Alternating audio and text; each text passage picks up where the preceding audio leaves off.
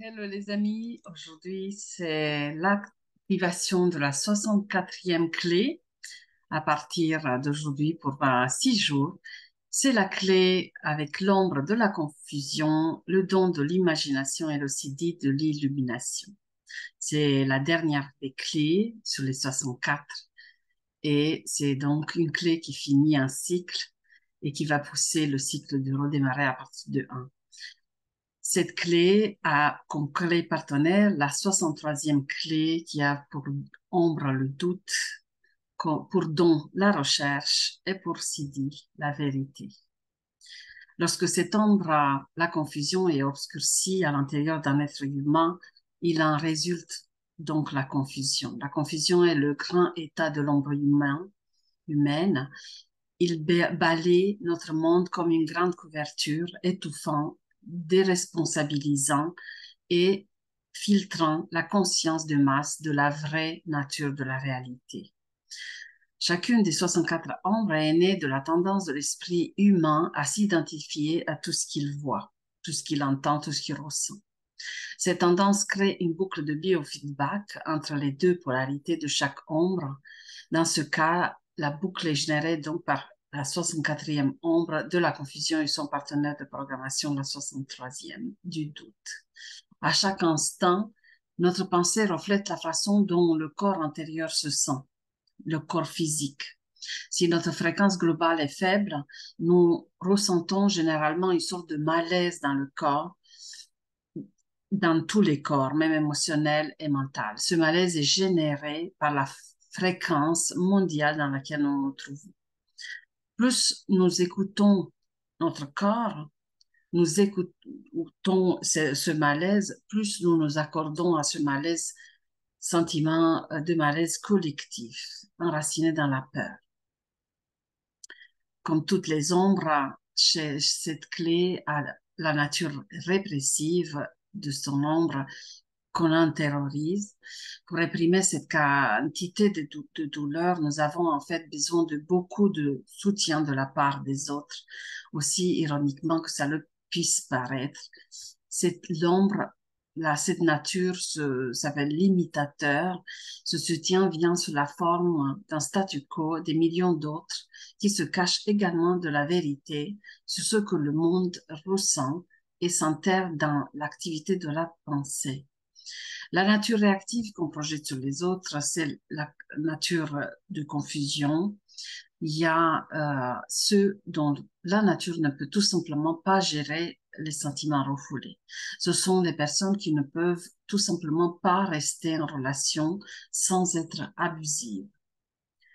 Le don de cette clé, c'est le don de l'imagination. La souffrance que nous ressentons, bien que réelle dans le contexte de notre psychologie, physiologie aussi, est une illusion quand il s'agit de notre esprit, et notre esprit détient la clé de la libération.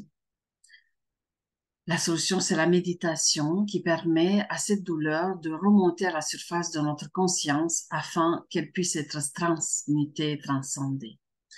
Tout ce qu'il faut, c'est la volonté de ressentir la douleur et le miracle commence. Une fois que nous réalisons qu'il ne sert à rien d'essayer de faire disparaître la douleur, nous pouvons enfin commencer à voir la boucle dans laquelle nous avons été piégés. C'est notre esprit qui nous éloigne continuellement de la douleur, alors que notre esprit intérieur décide de faire face à ce qui nous sommes vraiment. Pour la première fois, les astuces de l'esprit sont observées. Toute l'énergie naturelle ou force vitale a un programme intégré, grandir et évoluer. C'est la nature de la vie. Ainsi, lorsque nous libérons l'énergie quantique qui était latente à l'intérieur de nous, elle commence à monter. Au fur et à mesure qu'elle s'élève, la force évolutive s'empare de notre esprit et commence à peindre avec lui. C'est ainsi qu'est née la vraie créativité et que l'imagination humaine se déchaîne. Si nous permettons à cette douleur ou à la douleur du monde de s'exprimer à travers un processus artistique, nous verrons l'alchimie en cours se dévoiler. L'autre grand pouvoir de l'imagination est qu'elle signifie la mort de l'imitation. Imaginer signifie aller là où personne n'est allé auparavant, se libérer des contraintes mentales, intellectuelles et culturelles et laisser notre esprit s'envoler sur les ailes de notre cœur. L'imagination est abstraite, illogique et sauvage. Elle crée des trous de verre entre les mondes, se déplaçant trop rapidement pour analyser, pour trouver un sens ou une raison. Imaginer, c'est sauter, lier et hurler avec délice en dehors de toute logique et modèle. C'est la source de tout art. Le CD de cette clé, l'illumination.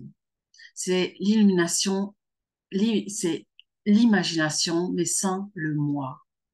Quand le jeu renonce à son besoin d'exister, la magie transparaît. La force évolutive efface l'identification avec la forme et l'illumination inonde notre être. Lorsque nous nous approchons d'un état siddhique, nous avons souvent des aperçus occasionnels de cet état avant qu'il n'explose complètement à l'intérieur de nous. Les siddhis ne peuvent être transférés que par le silence. Ce sont les silences entre les mots qui portent la transmission. Si un enseignant est vraiment doué, le modèle de son discours calmera l'esprit de l'auditeur, induisant une sorte de transe dans laquelle la vérité peut être transférée. Lorsque l'illumination inonde notre être, elle prend également possession de notre esprit. En ce sens, être illuminé signifie penser la pensée de Dieu. De telles pensées sont au-delà de notre concept même de pensée. Une fois que la fréquence de lumière intérieure illumine la forme physique, cette forme commence à monter. Elle peut ou non être capable de monter physiquement en fonction de ses constituants génétiques. Ceci dit, de l'illumination est l'expression directe de l'esprit divin. Les pensées divines se manifestent instantanément dans le monde de la forme, le monde 3D, tel que est leur puissance.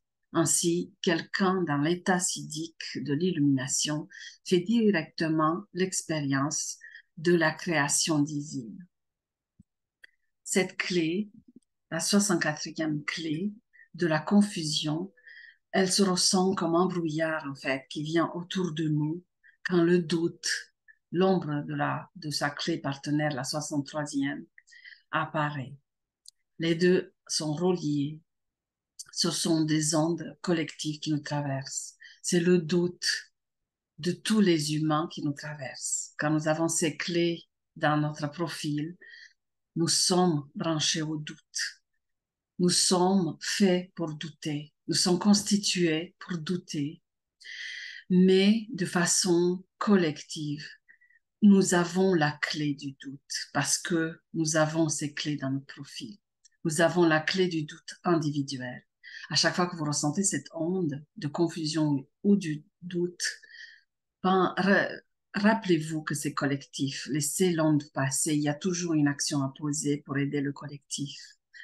Et à chaque fois que ce doute collectif s'accroche à vous en vous désignant un doute individuel, mettez-le de côté. C'est pas le moment de douter. C'est pas dans le doute que nous trouvons les solutions. C'est dans le silence. Et c'est dans cet espace entre les périodes de doute. Ciao.